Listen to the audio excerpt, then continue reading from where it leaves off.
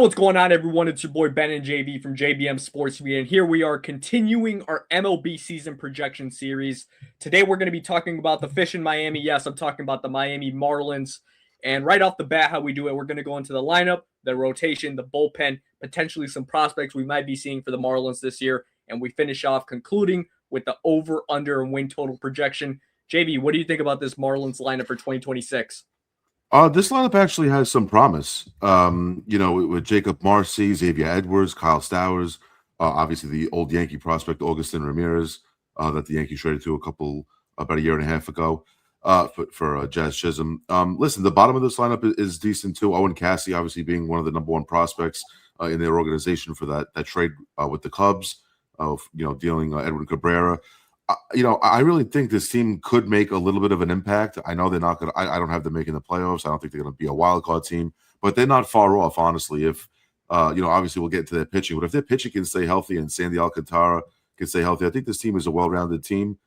They do have some work to do, though. I don't think the experience level is there yet for this squad, and they're going to have to obviously go through some rough patches. But this lineup, really, honestly, it could be a really good lineup in the next 2 to 3 seasons once they get some time under their belt. So I think there's some promising times coming Miami's way, honestly. Fair enough. Fair enough. I as well think this is a promising lineup for 2026. You have key bats in the lineup like Agustin Ramirez. You have Xavier Edwards, Kyle Stowers, Connor Norby, who was a little bit banged up last year. So we'll see how he does a fully healthy season in Miami. And Owen Cassey, obviously being the big chip in the trade back for Edward Cabrera. And I think we're going to see him break camp right away and get consistent playing time for Miami. And that'll be a great thing for his development. But when I look at this lineup specifically, I think having Agustin Ramirez play your catcher, I think he's mainly going to be a DH, or maybe they'll try him at first because defensively as a catcher, he is not good. He's actually one of the worst in baseball. So that's one thing to look at. But offensively, he produces at a big time compared to some other catchers. So that's a good thing for him. Their key player in this lineup is a guy that, obviously broke out big time in Kyle Stowers, an all-star. And I give him a lot of props, obviously, because he kind of had a little bit of a resurgence going from Baltimore to Miami. This is basically his team now, in my opinion. I know you have guys like Xavier Edwards, good contact bats like Jacob Marcy, Otto Lopez as well. So the defense there is actually not bad. It's pretty decent. And the contact in those bats as well will help them big time in this season. But having a guy like Kyle Stowers who does a little bit of everything, good defense, he has the pop. He also, when he's needing to get a hit, he'll slash one there, maybe get a single, a double. So I really like Kyle Stowers. I think he's going to be a big player for not just the Marlins this year, but one of the big players to look at in MLB this year in general. So this lineup, I don't mind it whatsoever. I think it's actually a pretty underrated lineup, if you ask me, especially because I think Owen Cassey, like I said, now that he's going to get significant playing time in the majors, we're going to see what he got truly, unlike with the Cubs, he went down, he went up because of the Kyle Tucker injury. So consistent playing time for him, I think, is going to be super important. Now let's get into the starting rotation, and it looks a little bit different this year. What do you think about it? Listen, I mean, Chris Paddock at the 5 spot obviously is the biggest question mark besides Sandy, right? He's been injury riddled a little bit in the last couple of years in his career and hasn't really able to get it going. Having a consistent rhythm, but at least he's major league ready and he's had some major league time under his belt, so that's a nice veteran presence. Obviously, if Sandy could be healthy, they're going to go as far as Sandy goes, and I really do think if they're going to be any type of competitive, it's going to have to happen with these first 2 guys in their rotation. Talking about Sandy and Yuri Perez, I think those 2 guys are going to make the biggest impact. As long as Sandy can stay healthy and give them 30 starts, let's say, even 25 starts from Sandy would be a win, to be honest with you, considering the Tommy John surgery that he's had and the shoulder issues that he's had in the past. So if those 2 guys can stay healthy, it'll take the pressure off of Max Meyer, Braxton Garrett, and Paddock.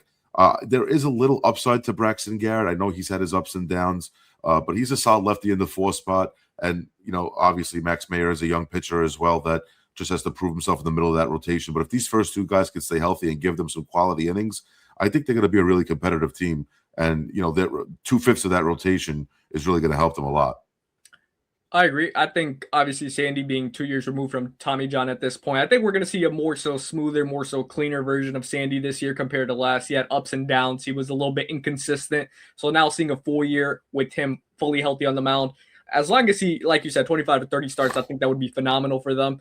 And if they are in a position where they are contending, he obviously is going to stay on this team. I don't have any doubts about that.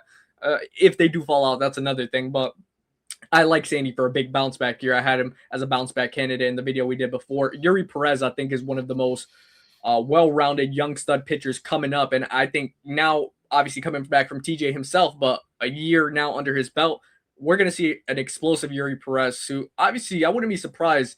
This might be a hot take if he does get in some conversations, maybe finishes top 10, top 15 in the Cy Young conversations. And now, very talented pitcher, nasty curveball.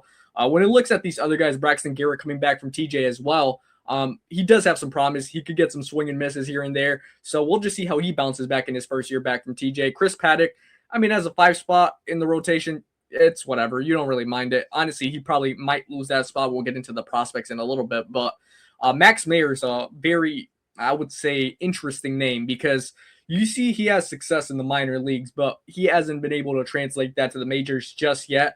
I still do like that fastball. I think his off-speed stuff is pretty decent. It's just, can he put it all together? I think that's just going to be a matter of time to see if that actually is going to translate or not. So we're going to look at that as it goes down this year. But now let's get into the Miami Marlins bullpen right here. And they have a new closer, obviously, in the form of Pete Fairbanks. And JV, right off the bat, I know you wanted Fairbanks as a Yankee, but he ended up with the Marlins, which for the deal, I think it was 1 year, 13 mil. Great deal. Yeah, great deal. It's a 1 year deal. It's it's definitely a low risk, high reward. In this situation for Miami, I think it's a great pickup. Obviously Fairbanks, pitching in the AL East, a very tough division, and I think he'll be fine pitching in the NL East, going up teams against like Philly and the Mets and the Braves. I think he'll do just fine. But looking at the other arms in this pen, you got Cade Gibson, Anthony Bender. They have a lot of lefties. Andrew Nardi and John King, and Jansen Junk, which is a fantastic name, by the way. Rounding out the rest of this bullpen, I do think they're going to run into some problems. Obviously, with this bullpen, there's not a lot of solidified arms in this pen, and I think having a lot of lefties is. I'm going to be interested to see how they mix and match having 3 lefties, in the pen.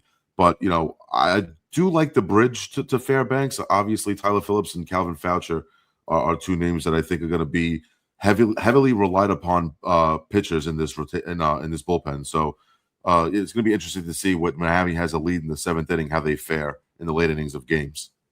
Yeah, I think Anthony Bender, he had a pretty good year last year. He was in trade talks at the trade deadline because he does have some good swing and miss stuff. Same thing with Nardi as well, good lefty. Tyler Phillips, I'm actually a big fan of him. I think he could be a very good, like you said, bridge to him, Calvin, and then Fairbanks. I think that'd be pretty good. So this bullpen, even though it doesn't have, I guess, the star-studded names that you would think, even though the Pete Fairbanks acquisition and free agency was a total W for the Miami Marlins, in my opinion. So I do like it. Will they run through some problems? Yeah, but a lot of bullpens do as well. I do think it's going to be sustainable for if they do get, let's say, 4-2 or 4-1 lead, and then they're in the 7th. And then at that point, I trust guys like Fairbanks, Phillips, who I said I do like, and as well as Bender. Bender had a pretty good year last year, and I think that kind of goes unnoticed. But I do trust this Miami bullpen to an extent. So I don't mind it. I think it's a very solid bullpen, but there are names that we could possibly see coming up to the Marlins this year.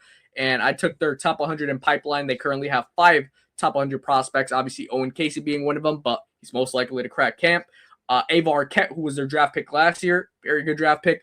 I mentioned Agustin Ramirez earlier and saying how he might not be the starting catcher for the foreseeable future. They might move him to DH or possibly first base even. And that's because a guy like Joe Mack, I think, is ready to come up for them. And I think defensively, he brings it a little bit more. His bat is not lousy at all.